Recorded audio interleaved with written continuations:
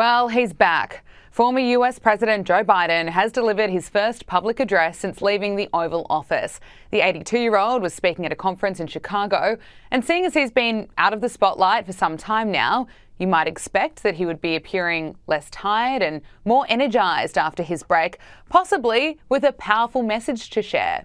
Pulling into the parking lot, and I had never seen hardly any black people in Scranton at the time I was only going in 4th grade.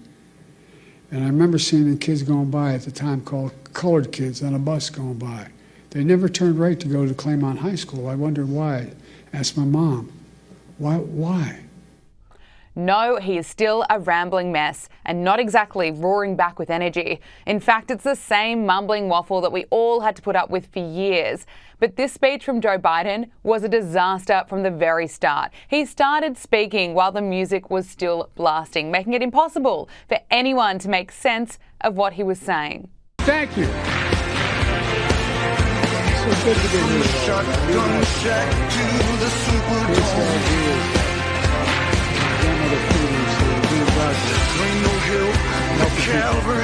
Who deserve help and paid for. So awkward. And it seems Joe Biden's delivery style hasn't changed one bit. He spent most of the speech attacking Donald Trump and speaking about Social Security. And when he wanted to make a really good point, he just started yelling. It's about dignity.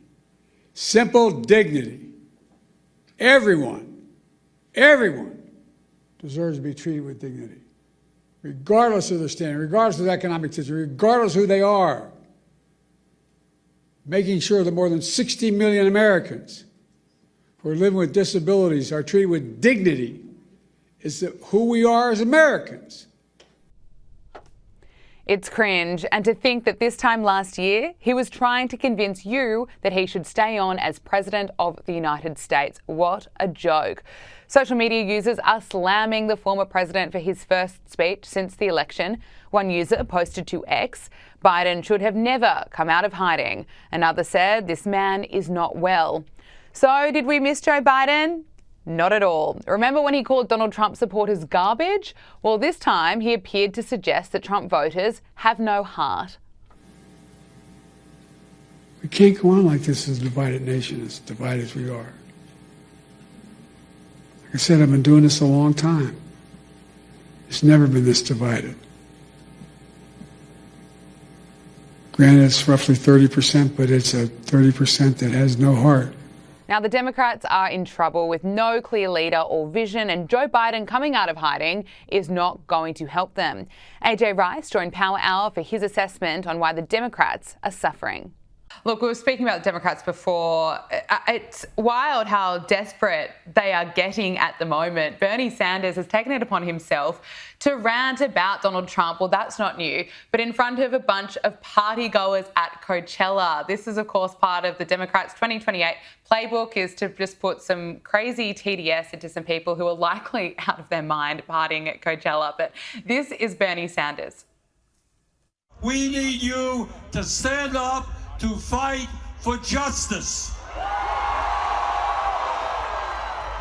to fight for economic justice, social justice, and racial justice.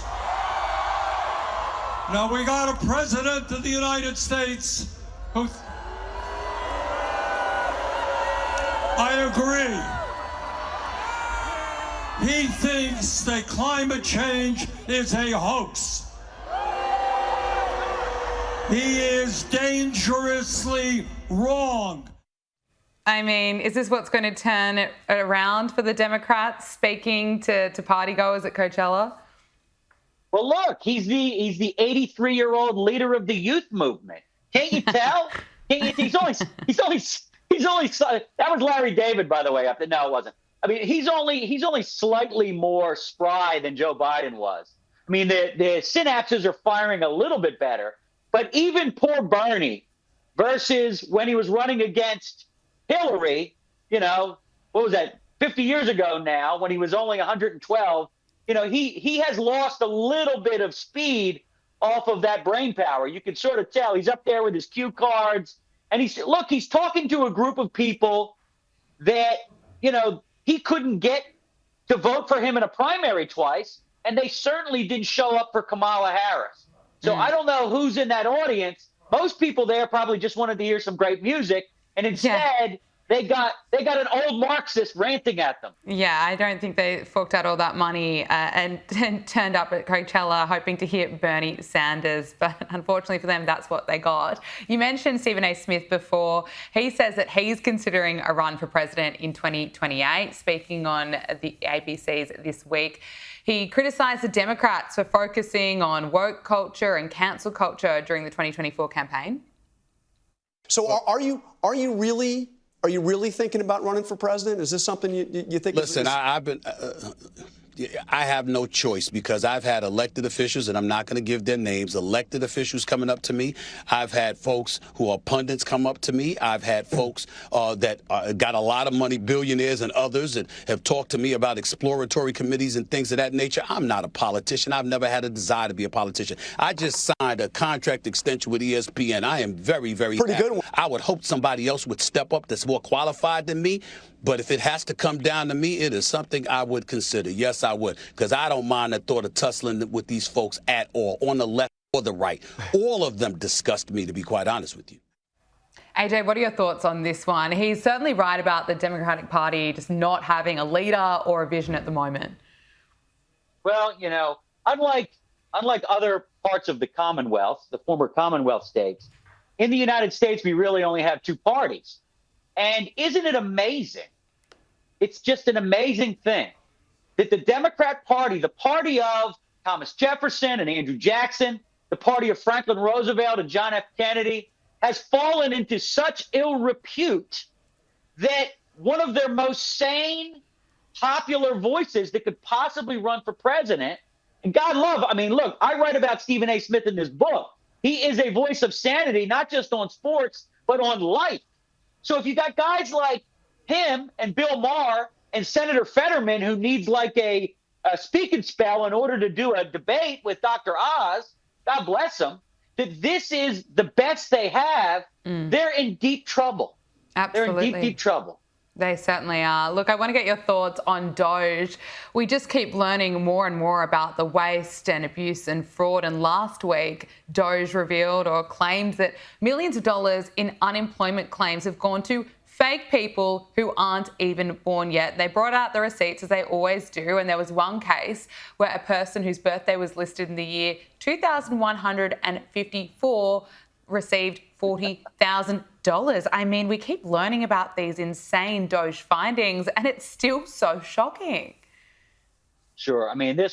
Look, here's the thing, and a lot of sort of conservative analysts here in the United States don't say what I'm about to say, is that, first of all, this is a grift. Yes, this is a money laundering operation that the left was using through big government to funnel to their nonprofits to then donate back to politicians. But the Democrat Party wasn't the only party in power for the last 40 years, and certainly not the only party in power on Capitol Hill. Plenty of Republicans elected for decades have been sitting up there on Capitol Hill collecting their belly button lint while this gigantic money laundering operation was going on, and they really didn't care. There's been a few people over the years, like names that you wouldn't know, like Tom Coburn and obviously Ron Paul and others. But the fact that they've all sort of looked the other way tells me that they're all complicit in this. Look, finally, I want to ask you about Easter that is approaching. The White House is gearing up for an extraordinary celebration for Holy Week ahead of Easter, and Donald Trump will be participating in several events to celebrate and honour the holiday with the observance that it deserves. But remember that this comes after the Biden White House declared Easter last year Transgender Day of Visibility. It's so important that we are reminded about what our life was like 1 year ago and how different it is now that we have Trump back in the White House. Yes, that's right. It was they wouldn't celebrate cisgender Jesus in the Biden White House. Now, here's the thing. Trump has gotten more religious since the assassination attempts. When he was running in 2015, people would ask me, can we, and they said this about Reagan too, because Reagan was married twice and Trump's been married 3 times. that he's not, that he has a certain style. He's from Queens. Why do evangelicals and other Catholics and Orthodox Jewish voters like him? And the reality is this. He is the bodyguard, at least at this point, Netanyahu might be as well, of Western civilization. So Greco-Roman, Judeo-Christian civilization, which includes Australia. And look, not all civilizations are created equal. I know that's not always politically correct, but, Western civilization is something that we should hold on to. So that's, I think, and look, Melania's Catholic. I think that they have, understood the mortality since the assassination attempts. And I think that's why you're getting a sea change here, because Trump, whether he's fighting DEI or whether he's pushing back against Iran, or Hamas, he is in the fight for Western civilization. Yes. And I think that's a great thing. Yes. Absolutely. AJ Rice, CEO of Publius PR and author of the White Privilege album, bringing racial harmony to very fine people on both sides. Thank you so much for joining us on Power Hour. Yeah, great to be here. Thank you.